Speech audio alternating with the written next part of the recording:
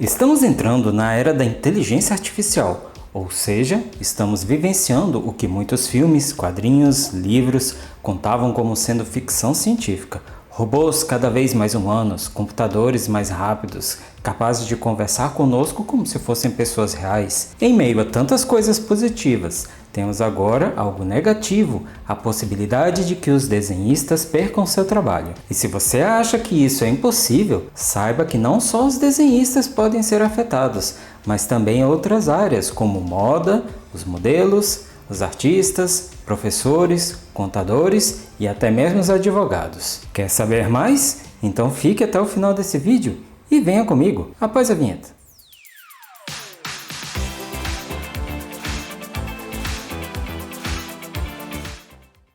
Sejam todos bem-vindos! Eu sou o Elvio, seu apresentador e guia no futuro mundo incerto da inteligência artificial. Antes que eu esqueça, e você também, já peço para que deixem um like, sigam o nosso parceiro Mato Grosso News, que é uma das maiores web TVs do Brasil, e se você quer fotografar, siga também nosso amigo Daniel do estúdio 61 FPS e diga que veio da Central Pop que ele vai lhe fazer um desconto. Os links estarão na descrição. Agora vamos para o tema. Como sempre, primeiramente, vamos a um pouco de contextualização. Afinal, o que é inteligência artificial? São conjuntos de algoritmos e linhas de comando que fazem com que o computador simule o pensamento e aprenda sozinho sobre determinada coisa. Mas para facilitar, vamos imaginar o seguinte: de maneira bem simples, inteligência artificial é como um superpoder que ensinamos para o computador. É como se a gente dissesse para um robô: "Ei robô, você sabe fazer isso sozinho agora." E então o robô começa a aprender sozinho, como se fosse um aluno muito esperto. Ele pode aprender a reconhecer nossa voz, identificar objetos em fotos e até mesmo jogar jogos como se fosse um ser humano.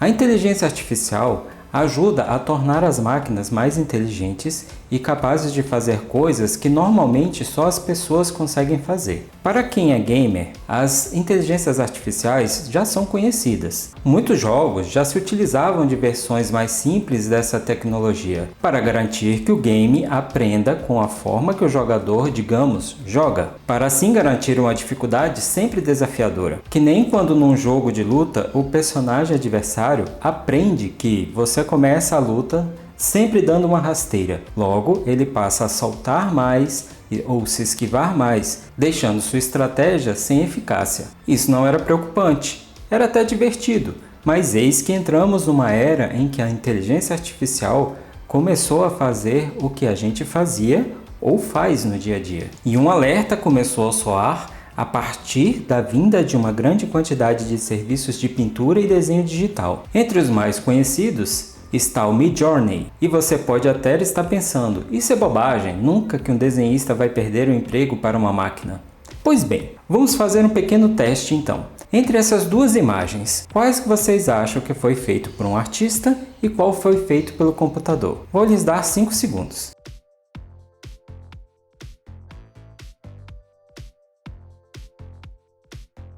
Pois bem, saiba que o número 1 foi feito por uma inteligência artificial. Agora mais um teste. Novamente duas imagens.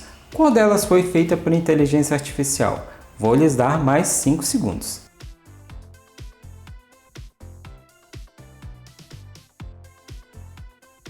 Se você disse a número 1 foi feita por inteligência artificial, você acertou. E se você disse que a número 2 foi feita por uma inteligência artificial, você acertou também. As duas foram feitas por computador. E o que as empresas criadoras dessas tecnologias alegam para terem criado isso? Afinal, temos vários artistas bons pelo mundo. Segundo a maioria deles, a desculpa se baseia nos seguintes pontos: melhoria na precisão de qualidade da arte, maior eficácia na criação da arte, ampliação da criatividade e possibilidade de criação e potencial para a democratização da arte. Mas uma coisa que aprendemos com os filmes de ficção é que nem tudo é lindo e positivo. Existem alguns malefícios. Entre eles, a possibilidade de perda da originalidade e autenticidade da arte, risco de aprofundar desigualdades entre artistas tradicionais e aqueles que usam inteligência artificial, questões éticas e morais envolvendo a criação de arte por algoritmos, potencial para uso indevido, como na criação de deepfakes ou imagens falsas. E vamos entender melhor cada um deles. Quanto à perda de originalidade e autenticidade da arte, podemos ver que, na verdade, o que as inteligências artificiais fazem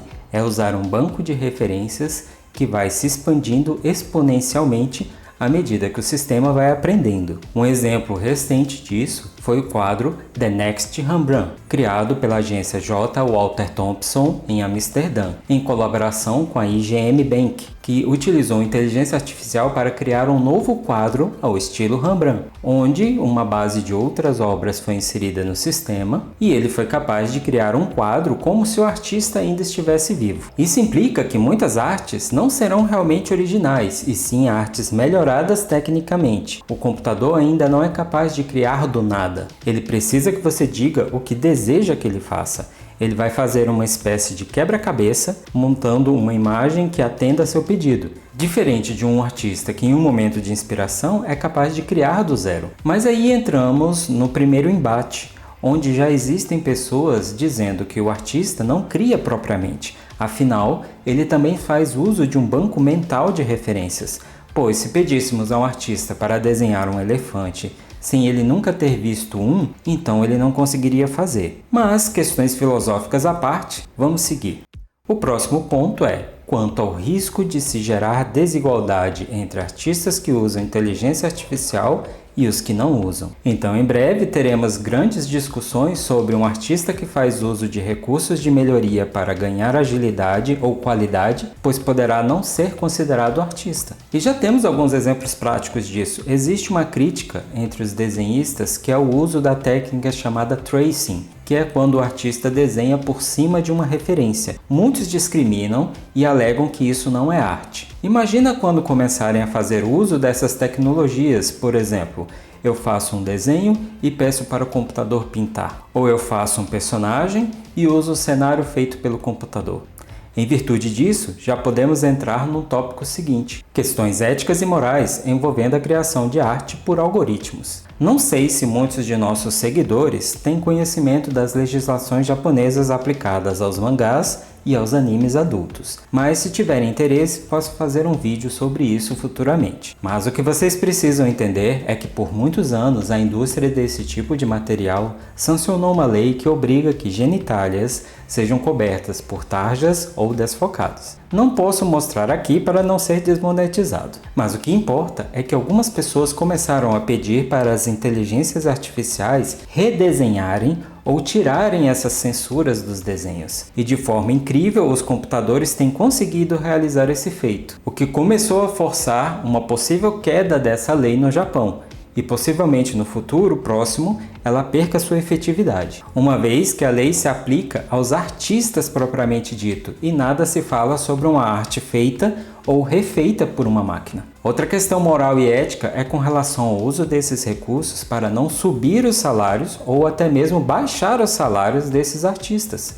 Afinal, um cenário que talvez levasse dias para ser feito, agora leva-se segundos. É sabido, por exemplo, que a Netflix impõe preços baixos e prazos curtos para suas produções. Muitos estúdios poderiam negociar para ter mais prazo e valores mais altos. No entanto, o que ocorre é que esses estúdios querem a visibilidade que a Netflix dá para seus produtos, então acabam se sujeitando a essas imposições e descontando nos seus artistas, que passam a fazer trabalhos baratos e cada vez com menos tempo de entrega. Um exemplo de produção que se utiliza dessa tecnologia foi o filme Promare, produzido pelo estúdio Trigger, que usou uma IA para ajudar seu processo de animação e pintura de algumas cenas. No entanto, o filme ainda foi produzido principalmente através do trabalho manual dos animadores. E se acham que isso não pode piorar, saibam que recentemente tem um caso que levou muita repercussão, que foi a criação do anime chamado Next A Class, que usa uma inteligência artificial chamada Vanime.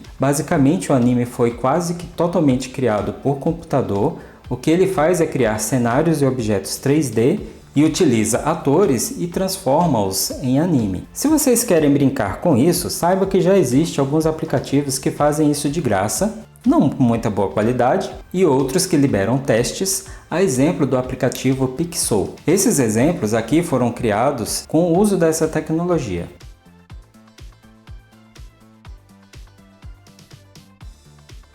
Até nosso apresentador Ace Ventura Bra já fez uso da ferramenta.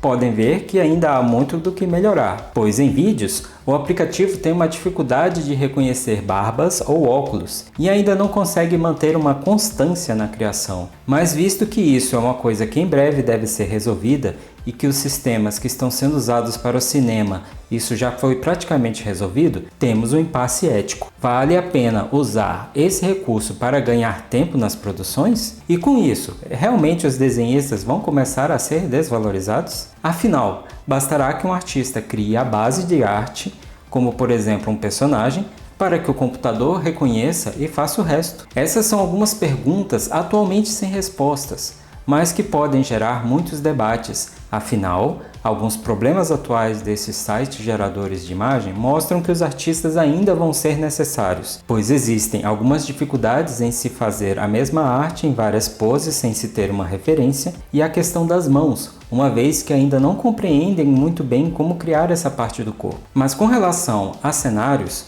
objetos e coisas, já tem muita gente fazendo uso dessas artes em vez de contratar um artista. E outro ponto importante é que as artes que você cria nesses programas não possuem direitos autorais e podem ser usadas livremente ou até mesmo comercializadas. Essas implicações fazem com que o artista ainda seja necessário, mas será que a IA aprendendo isso poderá ser um problema para os artistas no futuro? E aqui vai a parte mais sinistra: o potencial para uso indevido, como a criação de deepfakes e imagens falsas. Se hoje em dia já temos problemas com imagens usadas para criar notícias fakes, onde as pessoas alteram o sentido de uma imagem para criar mentiras, saibam que recentemente tivemos casos envolvendo o ex-presidente Donald Trump e até mesmo o Papa, onde circularam imagens criadas provavelmente para difamar essas pessoas. E por um tempo acabaram sendo levadas a sério e tidas até como reais. Outro caso interessante foi a criação de imagens do que seria um filme não produzido dos Thundercats nos anos 80, que somente após algum tempo foi descoberto que se tratava simplesmente de um teste criado por um artista criativo. E olha que até sites especializados foram enganados e levados a acreditar que eram fotos reais. Tudo só foi desmentido depois que algumas pessoas analisaram que as imagens tinham muita qualidade para serem algo dos anos 80, e após verificações de algumas dessas imagens,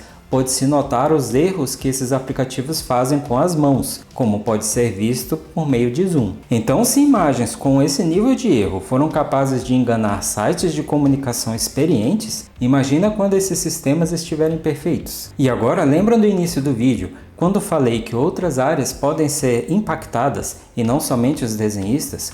Pois bem, saibam que já existem programas em que você apresenta uma foto de uma roupa, apresenta a foto de um modelo e ele simplesmente junta os dois e cria uma foto hiperrealista com o cenário desejado. Coisas que podem impactar o mundo da moda e a atividade de fotografia. Pode não ser algo tão impactante hoje, em virtude das limitações dos resultados que esses sistemas entregam. Mas pense bem, se você só precisa de um catálogo de moda, já não vai precisar contratar uma modelo ou fotógrafo para fazer um portfólio para apresentar aos clientes. O próprio ChatGPT, em sua versão mais nova, já promete ser capaz de reconhecer imagens e dizer o que tem nelas. E ainda mais, se você, por exemplo, apresentar uma foto de ovos, farinha de trigo, leite e açúcar e perguntar o que eu posso fazer com isso, ele será capaz de mostrar várias receitas. Então você, dono de canal de culinária, pode se preocupar também. Existem programas capazes de criar fotos tão realistas baseados em uma referência que até os sites de adultos, como por exemplo o OnlyFans,